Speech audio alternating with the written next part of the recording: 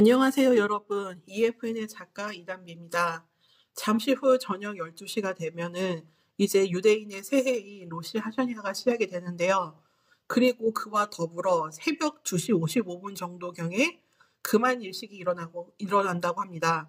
이 금안일식이 우리의 눈으로 봤을 때 금반지, 그리고 원고리의 형상으로 둥근 모양으로 보이게 된다고 합니다. 그래서 오늘 새해를 맞이해서 갈릴리에 대해서 전하려고 하는데 그 본격적인 말씀에 앞서 말씀을 몇 구절 읽고 시작하겠습니다. 주 여호와의 영이 내게 내리셨으니 이는 여호와께서 내게 기름을 부으사 가난한 자에게 아름다운 소식을 전하게 하려 하심이라. 나를 보내사 마음이 상한 자를 고치며 포로된 자에게 자유를, 갇힌 자에게 노임을 선포하며 여호와의 은혜의 해와 우리 하나님의 보복의 날을 선포하여 모든 슬픈 자를 위로하되 무릇 시온에서 슬퍼하는 자에게 화관을 주어 그 죄를 대신하며 기쁨의 기름으로 그 슬픔을 대신하며 찬송의 옷으로 그 근심을 대신하시고 그들이 의의 나무 곧 여호와께서 심으신 그 영광을 나타낼 자라 일컬음을 받게 하려 하심이라. 이사야 61장 1절에서 3절 말씀. 아멘. 유대인의 새해인 로시 하샤냐를 맞이하여 갈릴리를 주제로 삼게 된 이유는 제가 2018년 4월 5일 날 꿈으로 하나님께 받았었던 응답과 연관이 돼 있는데요. 그 전에 갈릴리의 뜻이 둥글다, 반지, 원골이라는 뜻이 있다고 합니다. 이 갈릴리는 예수님께서 성생하신 곳이며 또 예수님께서 공생의 기간 동안에 가장 많은 일을 하신 곳이기도 합니다. 그리고 예수님을 배신했던 그 제자 가룟 유다를 빼고 남은 모든 11 제자들이 갈릴리의 출신이고 갈릴리에서 예수님께 제자로 부르심을 받았습니다. 또한 예수님께서 이곳에서 많은 기적과 이적도 베푸셨는데요. 대표적으로 풍랑을 재우시고 또한 물 위를 걸으시고 그리고 무엇보다 가장 처음 기적으로 베푸신 기적이 가나의 혼인잔치입니다. 이 갈릴리를 오늘 드리는 말씀은 이 갈릴리를 제가 그때 18년도에 4월 5일 그 꿈에서 무슨 일이 있었냐면요. 제가 그 교실에 학생으로 있었는데 예수님께서 선생님으로 들어오셨어요. 그런데 예수님께서 뭐라고 말씀하셨냐면은 그 갈멜이라는 얘기를 하시더라고요. 그러면서 갈멜의 뜻이 가라라는 의미라고 얘기를 하셨어요. 그러면서 제가 그 얘기를 들으면서 갈릴리 호수하고 예수님의 제자들이 떠올랐어요. 예수님이 거기서 제자들을 부르셔서 이제 세상으로 가라고 명하셨던 것. 마태복음 28장에 보면은 그 끝절에서 보면은 예수님이 부활하셔서 그 자신을 본 부활을 목격한 두 여자 마리아에게 가서 뭐라 그러냐면은 가서 제자들을 불러서 형제들을 불러서 갈릴리로 오라고 그 갈릴리 그에 있는 산 올리브 산에서 그들이 다시 나를 볼 것이다 만날 것이다라고 얘기하면서 제자들을 그 갈릴리에 있는 올리브 산 그쪽으로 오게 하셨어요. 그래서 거기서 우리가 다 아는 지상 대명령을 내리셨어요. 그런데 이게 그 꿈과 관련이 돼 있는 게 이 갈멜은 말 그대로 우리가 사는 이 세상을 의미하더라고요. 갈멜의 뜻은 하나님의 포도원, 동산, 과일 나무가 있는 정원이라고 불리는데 옛날부터 아주 오래전부터 거룩한 산으로 여겨졌고 심지어 엘리야가 850대 1로 싸워서 우상 숭배자들과 싸워서 이긴 곳이에요.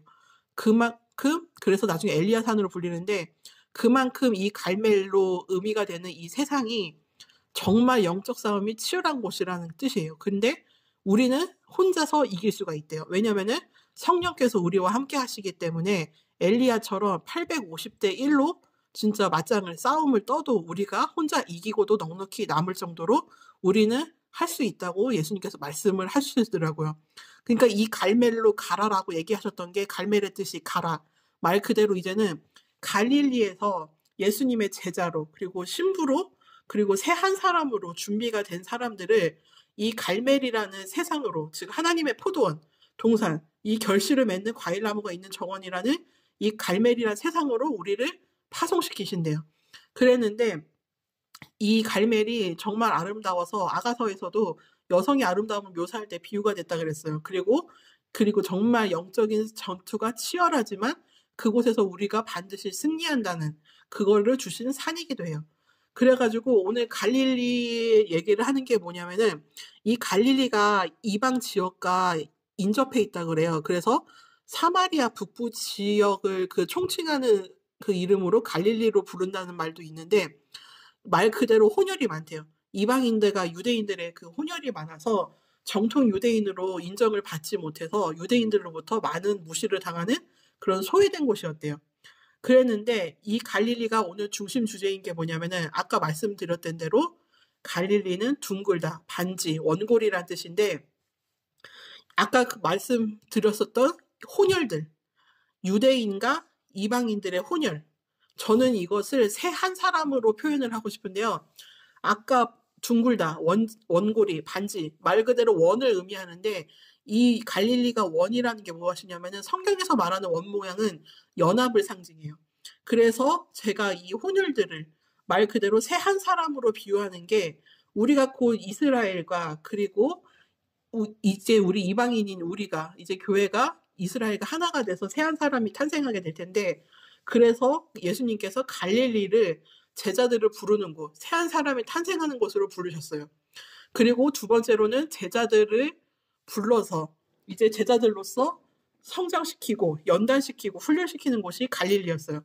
그리고 또한 갈릴리가 세계에서 가장 낮은 위치에 있는 담수호라고 했어요. 이게 무슨 의미냐면은 진짜 가장 낮은 곳에서 가장 낮은 자들을 부르셨고 그러한 자들이 갈멜이라는 그 세상으로 파송을 받게 된대요. 그러니까 이 갈릴리가 정말 여러 가지로 의미가 많아요. 그리고 다음 의미로는 또 여기서 보면은 예수님이 첫 번째로 베푸신 기적이 가나의 혼인 잔치인데 이 가나의 혼인 잔치는 말 그대로 갈릴리의 뜻에 있는 반지를 뜻해요. 즉 신부를 의미해요. 결혼을 의미하고. 예수님께서 그 가나의 혼인 잔치에서 보시면은 예수님께서 그 신랑과 신부를 위해 그리고 혼인 잔치를 위해 그 물이 포도주로 변하는 기적을 주셨는데요. 그 일을 하시면서 그리고 그 혼인 잔치에 이렇게 참석을 하시면서 많은 생각을 하셨을 것 같아요. 자신도 이제 좀 있으면 이제 새 한 사람으로 탄생한 그 존재, 이제 그 신부와 이제 혼인잔치, 어린 양의 혼인잔치를 이제 베푸면서 결혼을 하실 거라는 거를 이제 떠올리셨겠죠. 그래서 이제 이 혼인잔치의 기쁨이 끝나지 않게 하기 위해서 기적을 베푸신 것 같아요. 그런 생각을 하셨을 것 같아요. 그랬는데 이 2018년도에 이 4월 달에 이 환상을 주시면서 오늘 그 로시 하샤냐 때 금한일식 그 우리 눈으로 봤을 때 금반지 형상으로 떠오르는 그 해와 달의 그 천문 현상을 듣게 되니까 이때의 그 꿈이 생각나더라고요. 응답받은 게. 그래서 오늘 이제 로시 하샤냐가 시작되기 전에 먼저 이 영상을 그래서 올리기로 했습니다. 우리는 이제 예수 그리스도의 제자로 이제 예수님을 믿는 순간 제자로서 신부로서 그리고 최종적으로는 새 한 사람으로서 불림을 받아서 갈멜이라는 하나님의 포도원 동산 그 세상으로 우리는 파송이 돼야 돼요. 근데 예수님이 뭐라 그러셨냐면은 그 수많은 이리 가운데로 양 한 마리를 보내는 것 같다라고 말씀을 하셨어요. 그만큼 세상은 치열하고 정말 힘들다고 의미를 하신 거예요. 근데 걱정 안 하셔도 되는 게 이 갈릴리라는 이 연단을 거친다면은 갈멜로 파송, 세상으로 파송당할 때 절대 겁을 낼 필요가 없어요. 왜냐하면은 예수님은 준비된 자를 세상으로 파송하시고 주의 일을 시작하게 하시지 그 아무것도 준비되지 않은 상태에서 절대 내보내시지 않아요. 왜냐하면 우리가 그 수많은 일이 가운데 아무 힘 없는 그 어린 양으로서 보내지 않으셔요. 왜냐하면 우리가 죽을 거 아니까. 근데 이 갈릴리라는 곳에서 우리를 새 한 사람으로 신부로 제자로 부르셔가지고 이곳에서 우리를 연단시키시고 훈련시키셔서 왕으로 제사장으로 만드십니다. 그런 다음에 갈멜로 이제 가라고 세상으로 가라고 이제 파송을 하십니다. 그게 마태복음 28장의 끝절에서 나오는 지상 대명령인데요. 오늘 아까 처음에 읽었던 이사야 말씀 61장 그 말씀이 이 갈릴리와도 연관이 된 게 뭐냐면은 이 61장의 이사야 말씀이 원래는 예수님에 대해서 얘기가 나온 건데 예수님에 대한 예언. 실제로 예수님이 나중에 이 말씀을 읽으시고 오늘 너희 귀에 이 글이 오늘 너희 귀에 응하였느니라 하면서 이사야 61장 1절에서 3절의 말씀이 이제 예수님이 오심으로 말미암아 그 예언이 이루어졌다라고 선포를 하셨어요, 딱. 그래서 오늘 이 말씀을 주신 게 뭐냐면은 우리도 예수님과 같이 그리스도가 돼야 돼요. 이 61장 1 절부터 3 절에 무슨 말이 나오냐면은 여호와께서 주 여호와의 영이 내게 내리셨으니 이는 여호와께서 내게 기름을 부으사라고 얘기해요. 기름 부음을 받는 자는 메시아 즉 그리스도를 의미해요. 살다 보면은 이 그리스도도 사탄이라는 뜻도 보면은 다 둘 다 복수형이라고 얘기하더라고요. 그러니까 한 명이 아니라 여러 명이란 뜻이죠, 결국은. 그래서 보면은 우리는 그리스도가 되는 거예요. 그리스도는 메시아를 의미하고 메시아라는 뜻인데 이 메시아가 한 명, 예수님뿐만이 아니라 우리도 포함이 되는 게 뭐냐면은 메시아가 기름 부음 받은 자라는 의미라고 아까 얘기했다시피 우리도 성령을 받게 되면은 우리 성령님이 우리에게 내리셔서 보면은 우리가 그 순간 하나님께로부터 기름 부음을 받는 게 돼요. 그래서 우리도 메시아가 되고 그리스도가 돼 가지고 이제는 하나님의 복음을 전해야 할 때가 된 거예요. 아름다운 소식, 기쁜 소식을 전할 자가 된 거예요, 예수님처럼. 근데 사단도 보면은 사단도 이게 여러 가지 복수형을 의미한다고 했는데 즉 사단의 영으로 온 역사적인 인물들도 보면 많아요.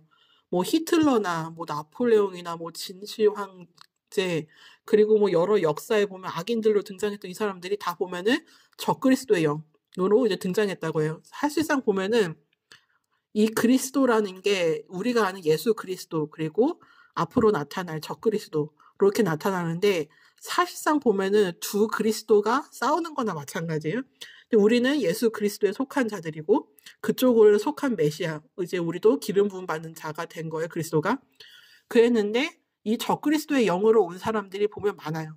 지금도 보면은 적그리스도의 영으로 이 세상을 살아가는 사람들이 많아요.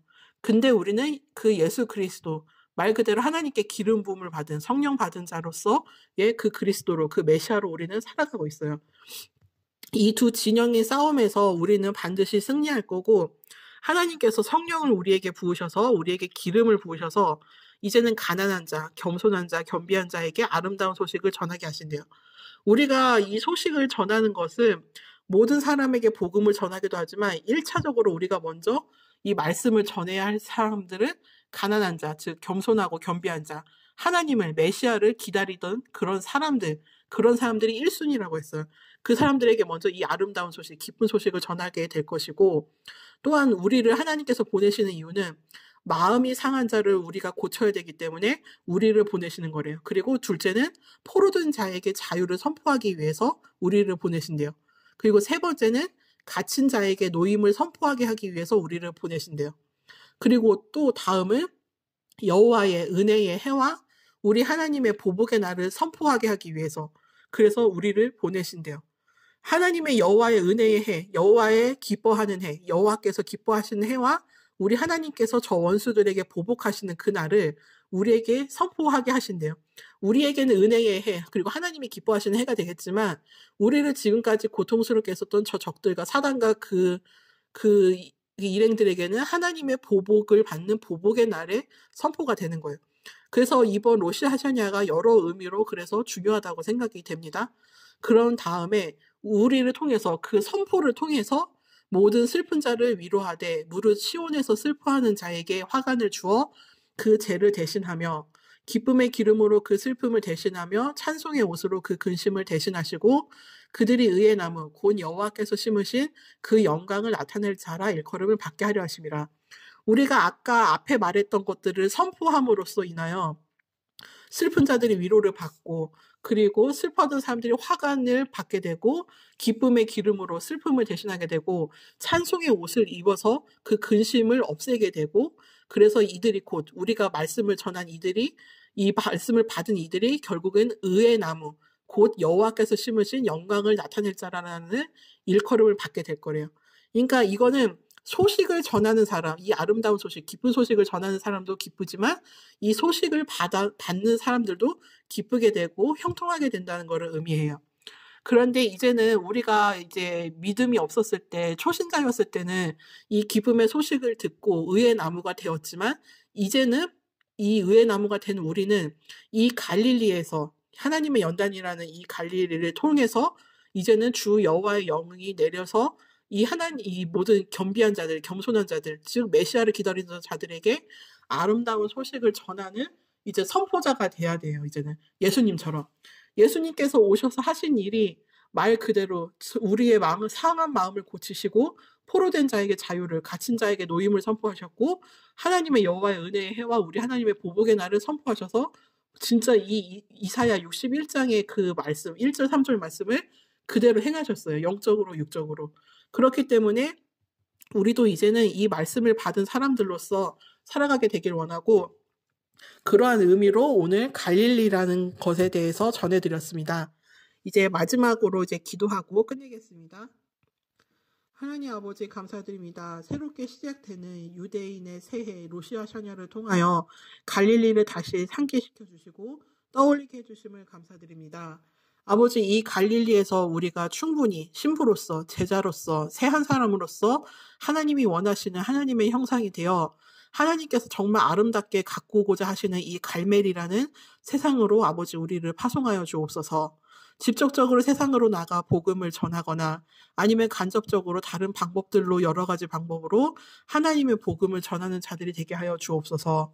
우리의 발이 예수 그리스도의 발이 되게 하옵시고 우리가 기름 부음을 받은 그리스도들로 메시아들로 이제는 살아가게 되게 하여 주옵소서.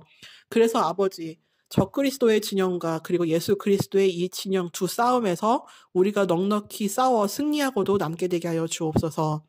이제는 아버지 우리가 예수 그리스도의 신부로서 이제는 혼인잔치를 준비할 때가 되었사오니 아버지께서 베푸시는 징조를 보고 정말 모든 그리스도인들이 깨어나고 심지어는 예수님을 믿지 않는 그 모든 사람들조차도 예수님의 살아계심을 그 두 눈으로 직접 목격하고 두 귀로 직접 듣게 되어 이제는 하나님의 살아계심을 인정하지 않을 수 없는 그러한 상황이 되게 하여 주옵소서. 하나님께서 스스로 이제 그 보좌에서 일어나셔서 자신의 영광을 스스로 취하시고 이제는 행하여 주옵소서. 지금까지 하나님을 기다리던 모든 겸손한 자들, 겸비한 자들이 정말 기다리던 그 메시아의 시대가 아버지 이제는 완전히 도래하였사오니 이 로시아샤냐의 시대를 통하여 새로운 새해를 통하여 아버지 역사하여 주옵시고 기적과 이적들을 베풀어 주옵소서. 오늘도 아버지 감사드리며 모든 날들을 하나님과 함께 동행하며 또한 세상 끝날까지 우리와 항상 함께 하시겠다는 예수님의 그 말씀을 믿으며 아버지 우리가 나아가오니 아버지께서 준비해 놓으신 올바른 길로 정로로 아버지 그 지름길로 아버지 우리가 걸어가게 되게 하여 주옵소서. 감사하며 예수 그리스도의 이름으로 기도드리옵나이다. 아멘.